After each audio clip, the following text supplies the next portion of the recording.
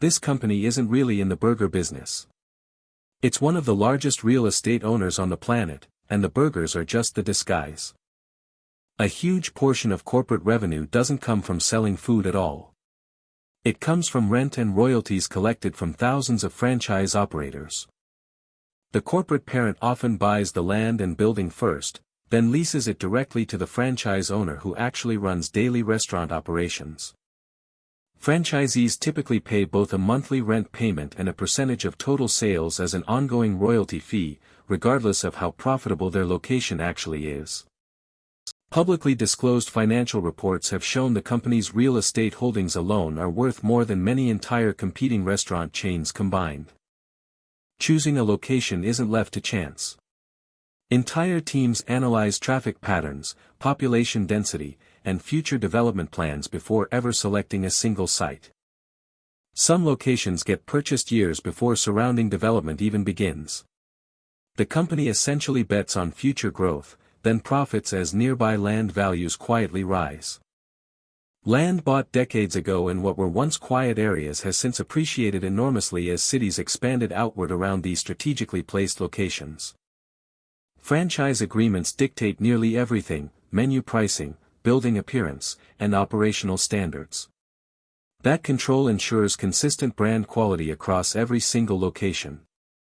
After paying rent, royalties, and mandatory marketing fees, franchisees often keep a surprisingly thin profit margin compared to the significant investment required upfront. Opening a single location can require a substantial upfront investment. Most of that initial cost flows directly back to the corporate parent, not local competitors. As nearby property values increase, corporate landlords can raise rent on existing franchise locations, capturing rising land value regardless of restaurant sales performance. Even during slow sales periods, rent and royalty payments rarely decrease. The corporate parent's income remains relatively protected regardless of an individual location's struggles. Investors analyzing the company's stock often focus heavily on real estate portfolio value, sometimes treating quarterly food sales as a secondary consideration entirely. Some financial analysts have directly compared this business structure to a real estate investment trust, an entity that primarily profits from owning and leasing property. The company has strategically acquired land from struggling independent restaurants over the decades, expanding its real estate footprint while simultaneously growing brand presence. Multiply this pattern across thousands of locations worldwide, and you get one of the largest diversified commercial real estate portfolios controlled by a single company.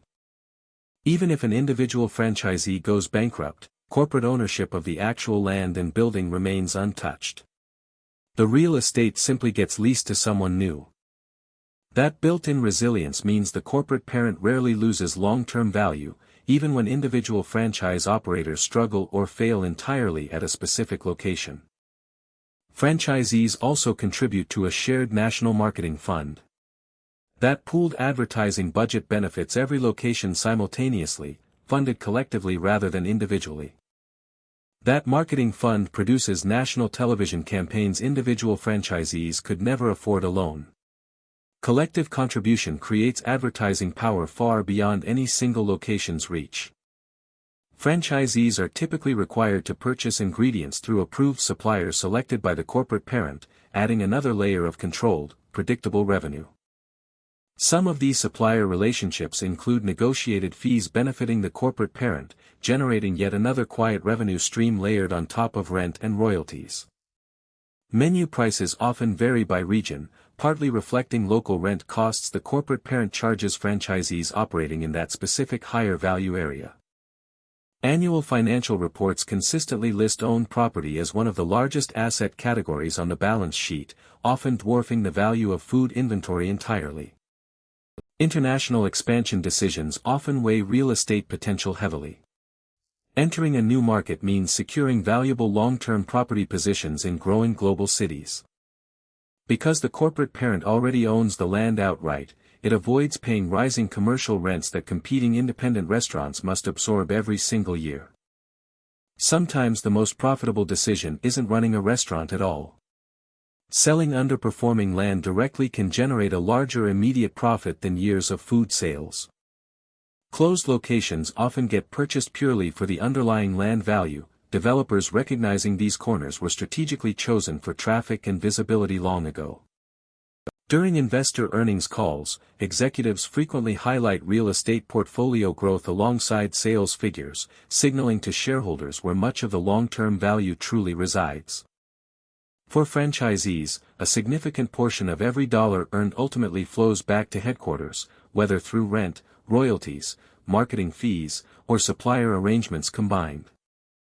Every single restaurant location becomes a small node feeding a much larger real estate and royalty network, quietly funneling steady income back to one central company. Drive through any city, and nearly every familiar sign represents a carefully chosen piece of real estate, strategically positioned decades ago for long-term value growth.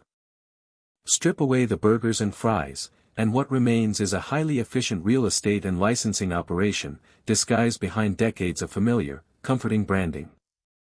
Next time you drive through for a quick meal, remember, you're not just buying a burger.